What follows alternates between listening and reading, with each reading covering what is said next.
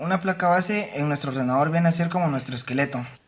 Y nuestro sistema circulatorio, por así decirlo, nos va a decir y a permitir montar los diferentes elementos que van a componer el ordenador y además a permitir la comunicación entre ellos. Es una comparación un poco extraña. En toda placa base nos vamos a encontrar con los siguientes elementos comunes. Que vamos a encontrar el socket o zócalo para el procesador. Aquí se inserta el procesador, que es el que se va a realizar o se va a encargar de hacer todos los cálculos del ordenador. Simplemente esto tiene una palanquita. Depende del tipo de socket que sea y depende del tipo de procesador que use. Pero normalmente se levanta la palanca y se introduce. Se introduce el procesador, depende, se refiere a la palanca. Y así de esta forma es como queda fija. Y se coloca encima el disipador para que libere de todo el calor que va a generar el trabajo. Porque hay algunos procesadores que se calientan mucho o puede llegar a quemarse si no tiene una buena refrigeración. También tenemos las ranuras de espacio de memorias, de la memoria RAM, que nos va a permitir almacenar tanto datos como instrucciones, que nos va a permitir hacer los cálculos del procesador. Entre más RAM, entre más memoria RAM tengamos, mucho mejor.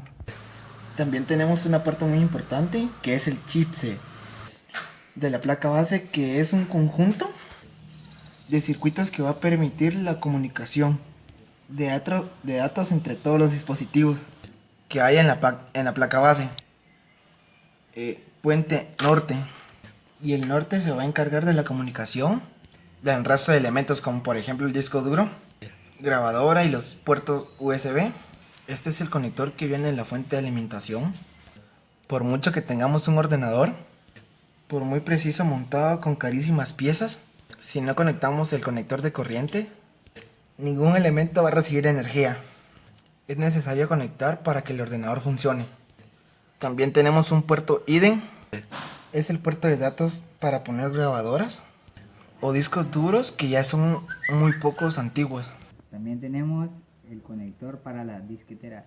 Tenemos ranuras de expansión, que son las PCI Express, tarjetas de video antiguas o tarjetas de sonido antiguas. Tenemos las PCI Express, que son todas estas.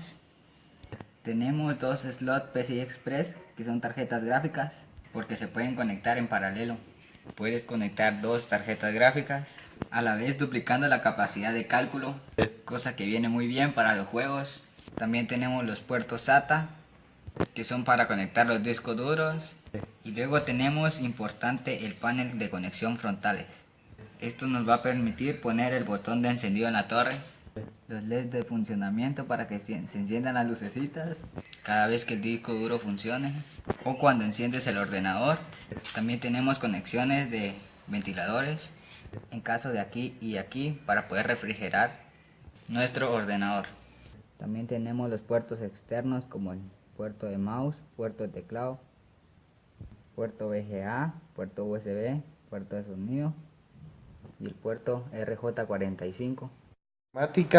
La unidad de disco duro o unidad de disco rígido es el dispositivo de almacenamiento de datos que se emplea un sistema de grabación magnética para almacenar archivos digitales. Se compone de uno o más platos o discos rígidos unidos por un mismo eje que gira a gran velocidad dentro de una caja magnética sellada. Sobre cada plato y en cada una de sus caras se sitúa un cabezal de lectura, escritura de floja sobre una delgada lámina de aire generada por rotación de los discos. Es memoria no volátil. Conectores IDE, conectores jumper, conector de energía. El eje y el disco que está integrado. 3. Y el cabezal que se encuentra en la parte interna del disco. 3.